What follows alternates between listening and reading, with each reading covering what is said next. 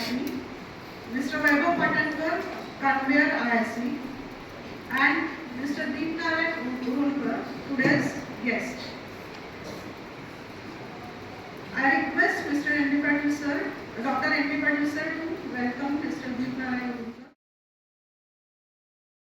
This session will be a powerful tool to you and it will inspire you to uplift in your career as well as to develop a soft skill, motivate NIT students.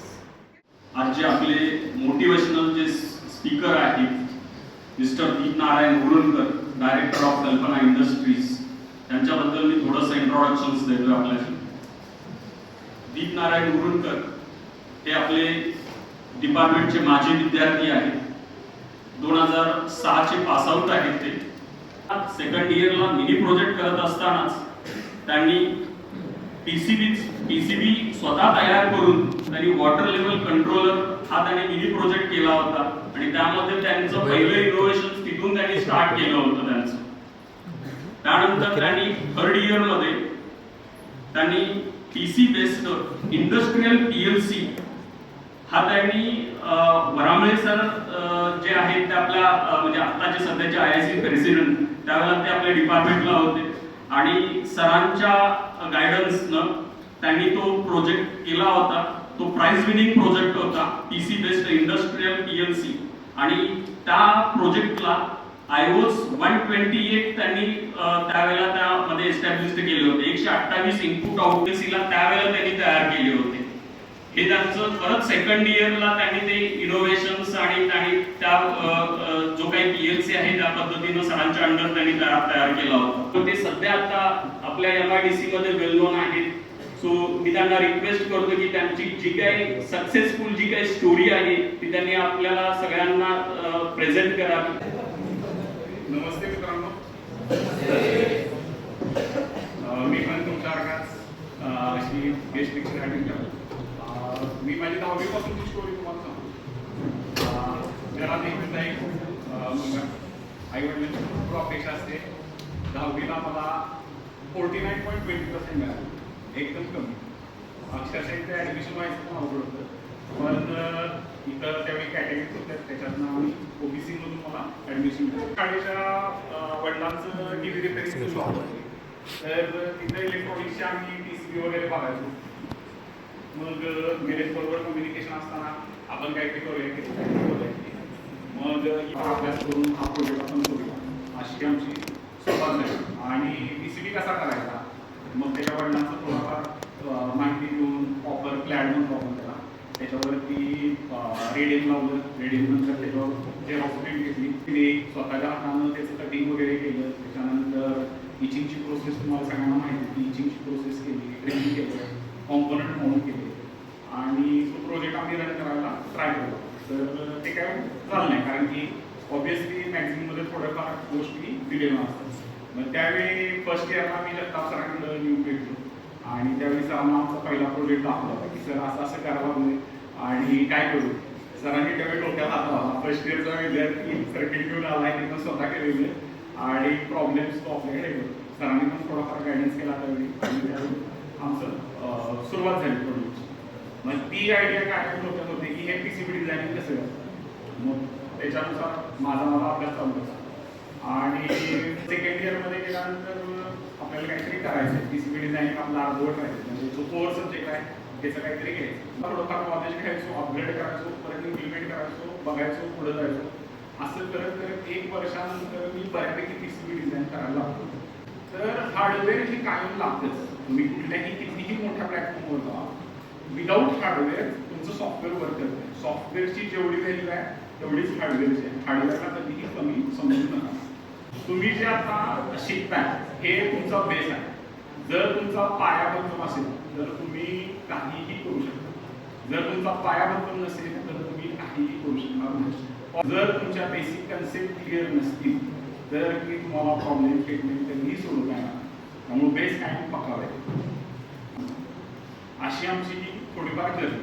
मग diploma complete केल्यानंतर जर डिग्रीला admission घ्यायचं आहे तर 3 किंवा 4 seats available असायचे. मग KIT ला मी जॉईन झालो. त्यावेळी माझ्याकडं मेकॅट्रॉनिक्स लॅब. मेकॅट्रॉनिक्स म्हणजे इलेक्ट्रिकल आणि मेकॅनिकल असं कॉम्बिनेशन म्हणून मेकॅट्रॉनिक्स लॅब असायचे. त्याच्यामध्ये CNC होते, त्याच्यानंतर युनिग्राफिक्स म्हणून कॅडचं सॉफ्टवेअर होतं, CRO, मल्टीमीटर, सगळे ॲडव्हान्स जे काही तुम्ही आता रेग्युलर प्रॅक्टिकल लॅब वापरतात ते सगळे नवीन चेस तिथं पॅकिंगमध्ये माझ्याकडची ती आहे. जवळपास त्यावेळी त्या लॅबचं व्हॅल्युएशन 10 लाख रुपये होतं. ती माझ्या अंडरलॅब मला दिली होती आणि मला सांगितलं होतं की हेच तुला प्रॅक्टिकल सेशन्स कंडक्ट करायचे, ते पण BE लास्ट इयरच्या मुलांना होतं. ओके म्हणजे काय प्रॉब्लेम नाही.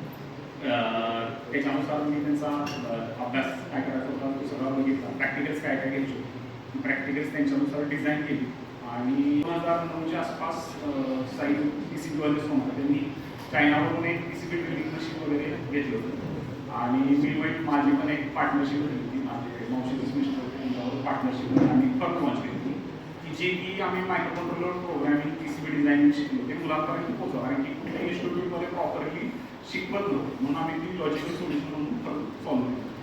तर त्याच्यामध्ये आम्ही क्लासेस घ्यायचो, मुलांना शिकवायचो, पण ॲट द एंड असं लक्षात आलं होतं की 2-3 वर्षामध्ये मुलांचं शिकण्याकडे कमी आणि प्रोजेक्ट कम्प्लिशन कंप्लीट करायचं आणि तिथून बाहेर पडायचं. त्यावेळी मी डिसिजन घेतले की क्विट करायचं, म्हणजे बंद करायचं आणि नेटवर्किंग फील्डमध्ये जायचं. जवळपास तो प्रवास माझा 1 वर्षभर चालू होता.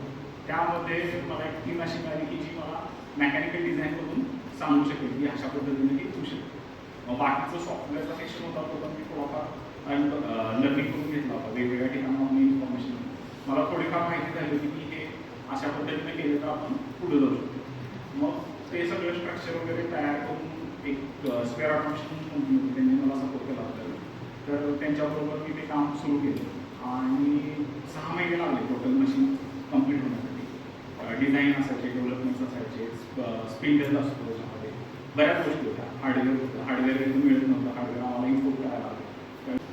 ह्या टोटल 1.5 वर्षाच्या प्रवासामधून नंतर हे मशीन कंप्लीट झालं आणि आता हे विकायचं.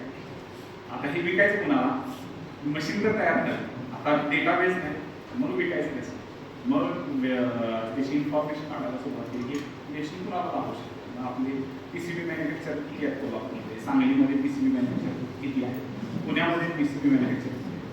त्या सगळ्या इन्फॉर्मेशन लक्षात आलं की ह्या मार्केटमध्ये ह्याची डिमांड कमी, म्हणजे मशीन कंप्लीट झाल्यानंतर लक्षात आलं की ह्या मशीनची रिक्वायरमेंट कमी. मग सिस्कोमध्ये एक माझा मित्र होता बेंगलोरमध्ये, तो म्हटला की ठीक आहे तुला एक्झाम नाही द्यायची असेल तर तू कंपनी जॉईन कर, ऑलरेडी तुझा इंटरव्ह्यू तर व्यवस्थित होईलच, काय प्रॉब्लेम नाही, बघ काय. मग मी घरी फोन केला की आई असं असं ऑपॉर्च्युनिटी आहे आणि बेंगलोरमध्ये मला एक 4-5 लाखाचं पॅकेज मिळेल आणि मी जॉईन करू. आई म्हणली ठीक आहे तो जॉईन, काय प्रॉब्लेम नाही. मग मी त्यांना सांगितलं. त्यावेळी मी डिसिजन घेतली की नाही मी कोल्हापूरला परत येणार आणि जे काय असेल ते तुमच्याबरोबरच करणार, मला दुसरं काय करायचं. म्हणजे माझ्याकडची वेळ गेला होता, पैसे नव्हते, बँकेत फक्त 8,000 रुपये होते आणि मी कोल्हापूरला परत आलेलो आणि मशीन माझ्याकडचे 8,000 रुपये, तिथनं मला स्टार्टअप सुरू. आता पूर्ण प्लॅन ठीक आहे, आता घरी आवडलोय, करायचं सगळं, मार्केटिंगच्या स्ट्रॅटेजी सुरुवात केली. आता मशीन तर आहे, विकू शकतोय, कॉन्फिडन्स होता आणि ठीक आहे आता ह्याच्यावरती करू म्हणून आम्ही सुरुवात केली. तर पहिलं मशीन मला विकायला 3.5 वर्ष लागली. म्हणून प्रोडक्ट करून सेल करणे काय प्रकार असतो त्यावेळी लक्षात आलं. पण त्यानंतर कळालं की इलेक्ट्रिकल पॅनल्स काहीतरी आपल्याला काम मिळत होते, ते पण पद्धतीनं आम्ही करतो. मग त्याचा ते लॉजिक सांगत होते त्या पद्धतीनं आधी समजून घेतलं त्याच्याबरोबर, त्यांना जसं पॅनल इलेक्ट्रिकल पाहिजे होतं तसं बनवून दिलं. मग पहिलं दुसरं तिसरं असं करत करत करत आमचा फ्लो वाढत गेला. 6-7 महिने नंतर लक्षात आलं की अरे असे अजून. मग परत सर्चिंग चालू केली. मग त्यावेळी अतुल इंगवले म्हणून साहेब होते, त्यांच्याकडे इंट्रोडक्शन झालं, त्यांचं पण काम करायला सुरुवात केली. मग तरी पण टर्नओव्हर काय जास्त होईना, 3-4 लाख रुपये टर्नओव्हर वगैरे व्हायला लागला. असं करत अनुकूल इंजिनिअरिंग म्हणून आहे त्यांच्याकडे पोहोचलो. त्यांच्याकडं एक प्रोडक्ट त्यांनी डेव्हलप केलं होतं आणि त्या प्रोडक्टसाठी आमची पॅनल दर महिन्याला 2 अशा क्वांटिटी तयार होती. तिथं आमचा बिझनेस थोडासा ग्रो झाला. मीनवाईल हे मशीन तर तयार करून ठेवलेलं, विकायचं चालू होतं. शेवटी हे मशीन इलेक्ट्रिकलमधल्या कुठल्या लोकांनी घेतलंच नाही.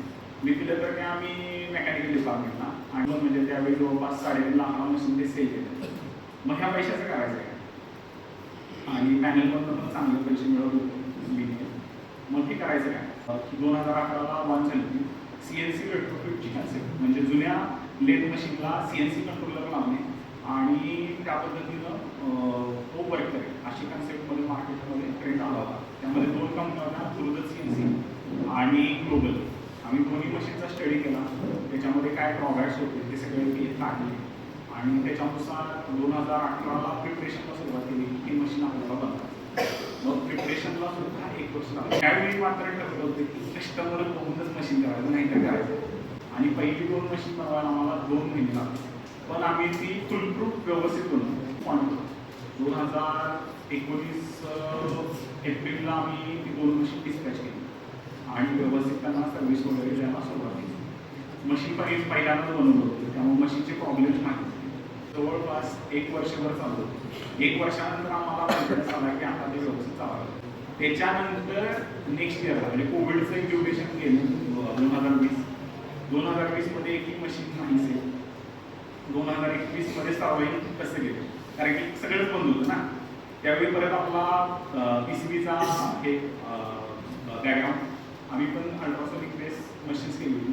छोटासा PCB डेव्हलप केला होता आणि जे कोणी मशीन्स बनवणार होते वेल्डिंग मशीन, डिस्पेन्सिंग मशीन, तर त्यांना ते वॉल्यूममध्ये दिले. जवळपास 1000च्या वर क्वांटिटीचे आम्ही सर्किट्स दिली अल्ट्रासोनिक्स आणि त्याच्यातून अर्निंग चांगलं झालं होतं. आज 2021 स्टार्ट झाला.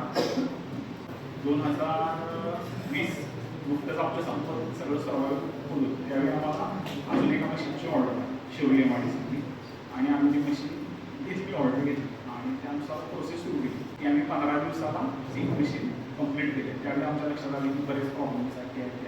असं करत करत 2021 मध्ये आमच्यासाठी शॉक होता. आम्ही 30 मशीन बनवली. इट इज व्हेरी शॉकिंग, म्हणजे नॉट जोक की ज्यांनी बॅकग्राऊंडमध्ये 2 वर्षात 3 मशीन बनवले, त्यांनी 1 वर्षामध्ये 30 मशीन बनवली. तेच आम्ही कंटिन्यू करत गेलो. आत्तापर्यंत आम्ही 2021 ते 2024 लेटेस्टमध्ये 300+ मशीन सेल केली आणि दे आर रनिंग व्हेरी वेल. मेनन ग्रीनमध्ये 1 ग्रुपमध्ये आमची 12 मशीन आहेत. मेनन पिस्टनमध्ये मशीन्स आहेत, लाडा ग्रुपमध्ये मशीन्स आहेत. म्हणजे एवढ्या मोठ्या मोठ्या ग्रुपमध्ये आम्ही मशीन्स दिली आणि still it is well working. He story थोडीशी तुम्हाला व्हरायटी वाटेल. एक आजच्या कंडिशनला आमच्या लास्ट इयरचा टर्नओव्हर आहे 4 कोटी. 4 कोटीपर्यंतचा टर्नओव्हर कंप्लीट केला आमची. म्हणजे ज्याच्याकडे 8,000 रुपये सुद्धा नव्हते त्याने 4 कोटीचा टर्नओव्हर कंप्लीट केला. आणि एक माझा थंब रूल आहे, मी डे फर्स्ट पासून कधी लोन घेतलेलं नाही. बिझनेससाठी कधीही मी लोन घेतलेलं नाही. हे मी कॉन्स्टंटली ठेवलेलं आहे. म्हणजे 4 कोटीच्या टर्नओव्हरमध्ये आमचं रोलिंग अमाऊंट आम्ही म्हणतो म्हणजे भांडवल 2 कोटीचं आमचं भांडवल आहे. तर हे विदाऊट लोन डे फर्स्ट म्हणजे 2014 ते 2024 पर्यंत लोन सुद्धा मी काय एवढं त्याच्यावरती आम्ही कॉन्सन्ट्रेशन केलं.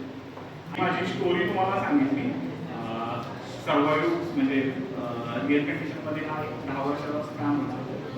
थोडक्यात सांगितलं कसं त्यातून तुम्ही सुद्धा तुमचे बेसिक्स कधी विसरू नका. ग्रोईंग स्टेटमध्ये आहात, व्यवस्थित अभ्यास करा, चिकाटी ठेवा, संयम ठेवा, तर तुम्ही ह्याच्यामध्ये व्यवस्थित सर्वाइव्ह करू शकता.